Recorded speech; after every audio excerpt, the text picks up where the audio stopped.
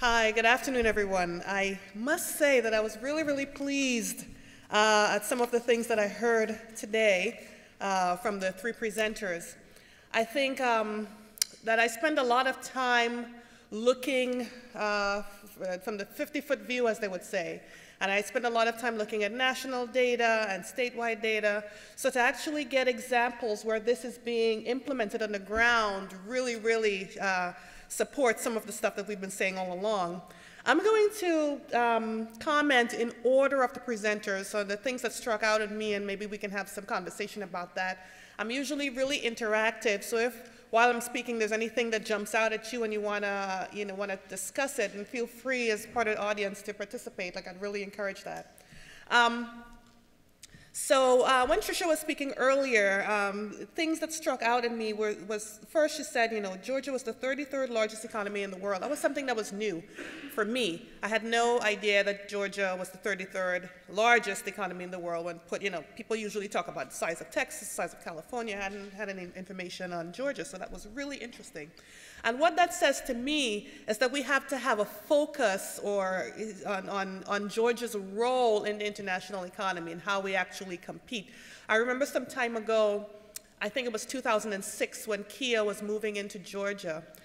There was some talk about the effectiveness of the workforce, the extent to which the workforce was actually prepared to deal with the type of technical skills that's required for this, for this firm.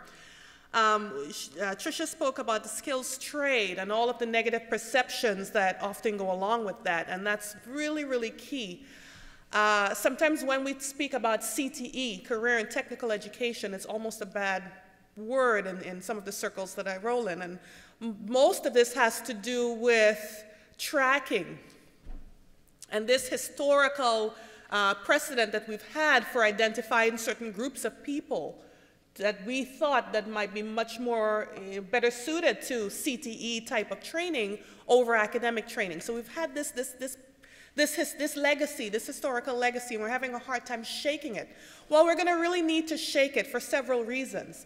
Those middle skills and middle jobs are driving a lot of the economy today. Some of the fastest growing opportunities are in those middle skill jobs. Earlier today, when I spoke about manufacturing and 600,000 jobs that go unfilled, a lot of those jobs are really good manufacturing jobs that pay between $35,000 and sometimes $50,000 as a startup salary.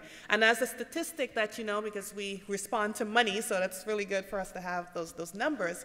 As a statistic, 43% of licenses and certifications can earn more than AA degrees on average. So there are certain types of test-based licenses and certifications that if you pursue those or a year or 2 years, they can earn more than an associate's degree. And 27% of licenses and certifications can earn more than BAs, than some BAs. So there's value to those middle skills. There's demand for those middle skill jobs. And we have to shake this demon we have that CTE is only for those that can't pursue academic careers. I wondered about when, I guess Ken and Jean were speaking earlier, and they were talking about interviewing businesses to develop the KSAs required in order to build curriculum. My instinct moved towards the Common Core. Because when I've spoken to those who are at the helm of looking at the Common Core standards for the 46 states that have signed on, they talk about the new standards of curriculum at the K-12 for Common Core as having achieved some of the goals that Ken and Jean are speaking about. In fact, they say that these types of courses ought to make you career and college ready, and we almost use those two terms interchangeably, and I still have a little bit of a disconnect, a personal disconnect with understanding exactly how those two can be used interchangeably. I mean, the career skills, which combine some of the KSAs and the soft skills that we've been speaking about, might be for someone who intends to go into the workplace immediately after graduating, might be a little bit different from what you do as a first-year undergrad. So, I'm going to throw back a question to Ken and Jean about talking about those KSAs and how they're related to the Common Core, if at all, or if there's any discussion on that. Again, with the KSAs, the knowledge, skills, and abilities required to do the job, and interviewing businesses, and then really that's the way to go. Businesses who every single opportunity tell you about what's missing. I mean, we have this anomaly that exists. So many people who are unemployed, so many people who are unemployed in Georgia, the above national average unemployment rate, existing side by side with jobs that go unfilled. And when you ask businesses, they can tell you what they need. It's surprising to most that it's usually not Algebra 2. I mean, they would, you go to educators and their natural instinct is that you got to do Algebra 2 and you got to do calculus and that sort of thing. But what we've done at the center at Georgetown is if we've spent some time looking at ONET. Have you guys heard of ONET? The ONET database. And that ONET database, Occupational Network Database, is administered by the Employment and Training Administration. And what they do is for each of the 1,000 or so occupations, and I saw a lot of nodding heads, so I wouldn't go into much detail, but for each of those 1,000 or so occupations, they tell you the knowledge, the skills, the abilities, the values, the interests, the tasks associated with those jobs in a huge amount of detail. So what we did is we took those 1,000 occupations, we connected at the occupation level to the ACS database, and then we said, okay, now let's see, based on the jobs that are available, based on the forecast of jobs in the economy, what's the relationship with the KSAs? How much math do you require? How much reading skills do you require? How much language skills do you require? And we found that in terms of the high level of math, the highest level of math that we need, well, if you're an engineer or you're in STEM, which is about 5% of the economy, sure, that's what you need. But for most people, you need an average level of an understanding, especially within context. So the way we teach math within context is also important. And we have these really great charts that show you how these KSAs are distributed throughout the economy.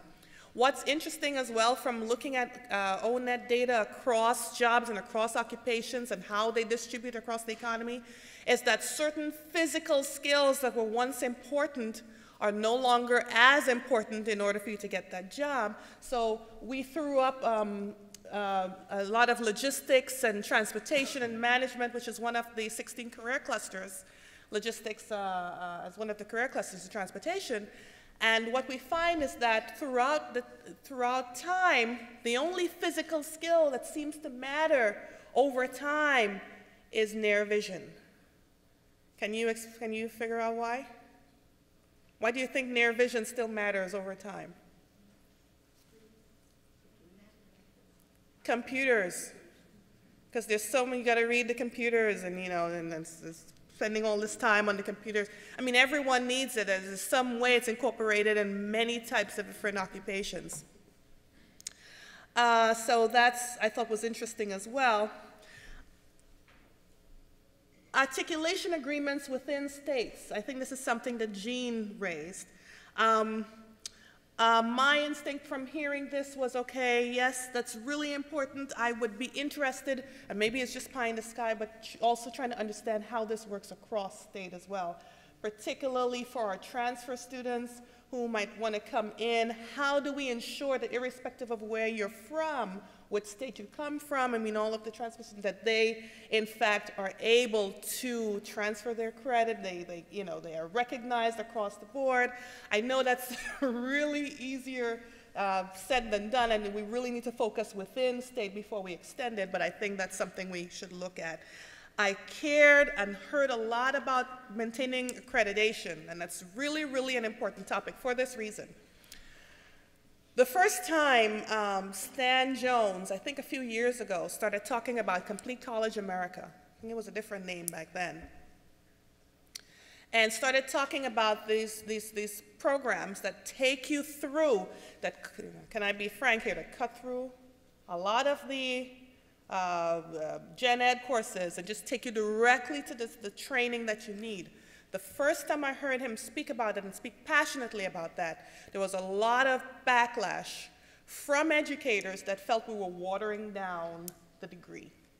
A lot of backlash that felt that, you know, oh, well, the students need to be able to find themselves. We need to be able to do literature and to study Shakespeare. And if you don't study Shakespeare in your transportation and logistics program, then you're not going to be a well-rounded student at the end.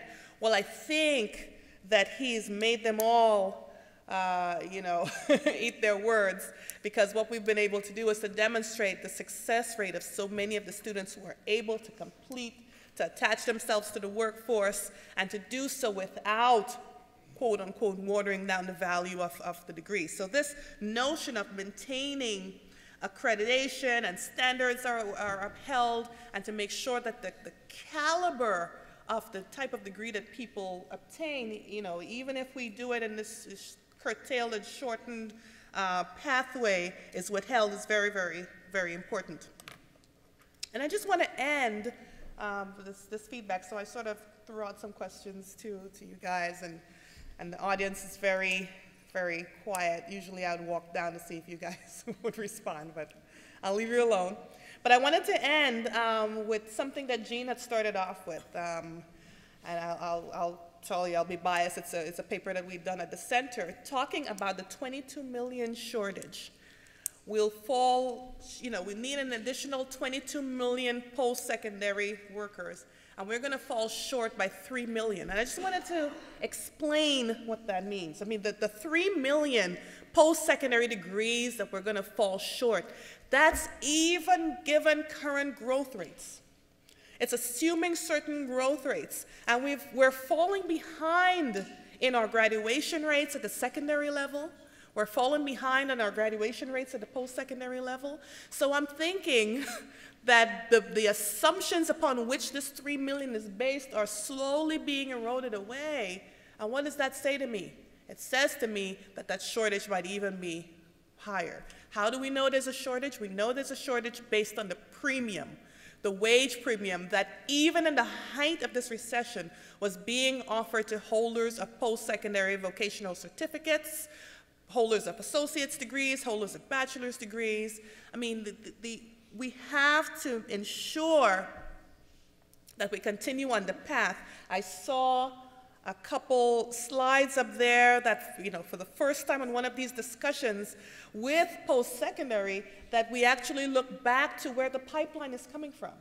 That we could actually look backwards into secondary and look forward into the workforce. Usually all you get from tertiary education is, well, if they had sent us better people, we wouldn't need, you know, we wouldn't need so much remediation. All you get are complaints. Instead, what I see here, and I'm really positive about that, is this desire to work throughout the system and the recognition that K-12 is the pipeline for post-secondary, is the pipeline for workforce. And once we have these agreements that unite the three, then we are closer to the goal of achieving, you know, the 250,000 additional graduates by 2020. So I'm going to end by saying that, you know, I really think that what I've observed here is a good start, a good way forward. I was in Tennessee a few months ago with Stan, and I thought that Tennessee was really the model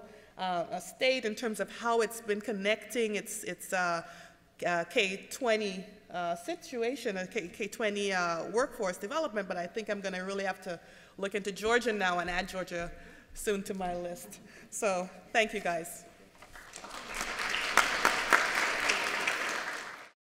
We've got, looks like 8 minutes left for questions. I think we've had some wonderful speakers this afternoon. Now we open it up for questions from our esteemed group. Any questions? Yes, sir, in the back. For the civilian attack in Global Southern, can you tell us what skills, knowledge, and abilities were that you were hearing from industry for your specific program? Yes, sir. I think that's a good question. I was going to if no one raised their arm, I was going to jump up here and expand on Nicole's comment about the KSAs. I don't want to leave the impression that in the academic world, businesses came in and started telling us that you need 2 calculuses and 1 trig.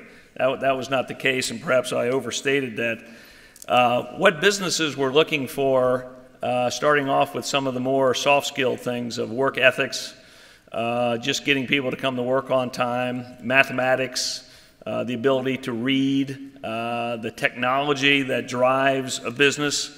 Many times they might get lambasted a little bit in the sense of we're not producing the graduate that they need. Maybe we're not keeping up with technology. They have to stay competitive. So I think the common topics on the soft side is what initially came out. So we had to dig down a little deeper. But on the KSAs, without getting into specific itemized bullets, where the companies were looking at was the credential level as they were matching that to their structure. So in other words, many students that they were finding, and if you talk to companies, you know, we all brought a rep to this summit this time around, and I think that is a great idea, was the fact that many people they were finding only want to operate the machinery or drive the taxi. They don't want to own the company. And so consequently, we wanted to make sure that if that entry-level person only needed a certificate, then here are the pieces that we want to see. And those turned out to be more on your occupational machine operating elements. Then as you went ahead and you added your general studies courses into the diploma, the associate degree, and then on into the baccalaureate degree, they saw what was coming out of that program to give those students more of the management leadership aspects that were found in many of the classes, so that they were then marrying that up and correlating that to their promotion scheme, their professional development scheme. The one example I always like to use is someone who was a pretty influential, high-ranking official in the Georgia Ports Authority, and his son had went to Georgia Southern and got that program under his belt and then got some practical experience working, was the fact that we want that person to come in and start there, work in the containers at the port, and then eventually become the executive director of the Georgia Ports Authority with a PhD from Georgia Southern. So once that was clearly articulated to us, I think we had our marching orders on how to build this. A little bit of a long answer, but the other piece of that was bringing in the high school, as Nicole alluded to, of reaching back into that area for what those 10th, 11th, and 12th graders could get a sample of that and come away from that high school with their diploma, but also qualified in that career pathway.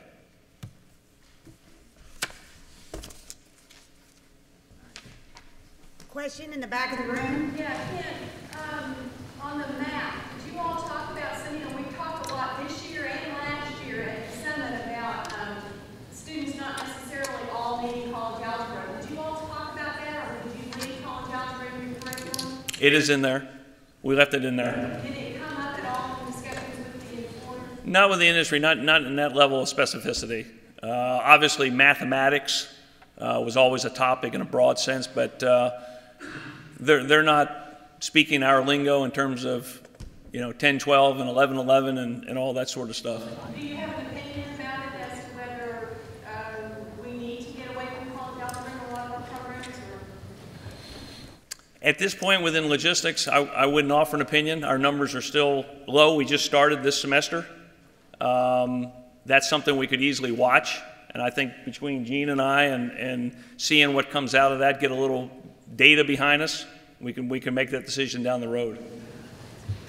If I could add just something, I think I can speak loudly enough without the mic, but if you look at any level of education, if you're looking at P through 12, or if you're looking at associate level and certificates and baccalaureate, and if you compare that to what employers continue to ask for, or consumers of our product, if you think about our students and graduates as products, the very same kinds of skills emerge almost consistently.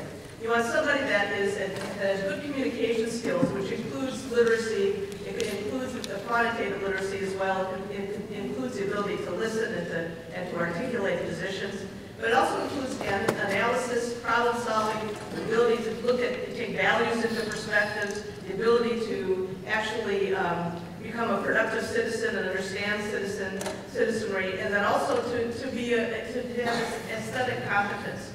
All of those abilities are reflected in different course experiences. So I get a little, it may be defensive, would be a word, even though I'm a nurse, so it's like I like that STEM stuff. But I get defensive because sometimes we articulate a course as being not relevant or needed anymore when we forget what's the underlying skill that's being built in the study of that particular course.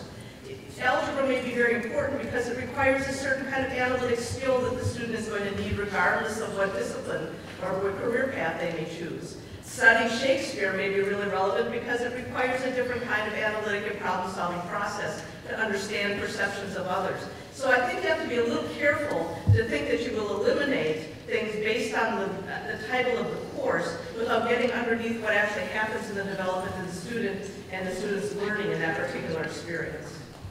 Just a thought. We have time for maybe one more question. Anyone else?